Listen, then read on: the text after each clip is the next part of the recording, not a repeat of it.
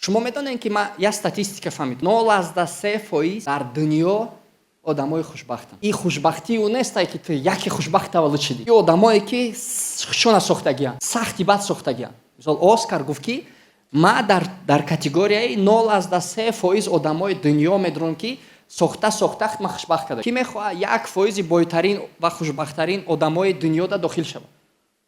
Значит чӣ?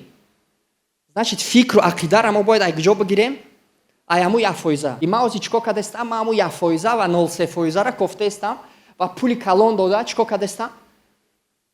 Гирифтаистам. И шумо боварӣ надоред, даже тасаввур карда наметавонед чӣ қадар мада муҳим нест. Гапи одаме ки дар 95% дахл дорад. Иҷа гап то қадар бораи сум нест.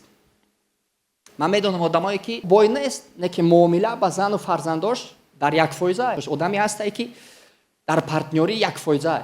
Ман дар ҳамун соҳае ки ман савет мегирам, ҳамун одам бояд мада 1% дохил бошад.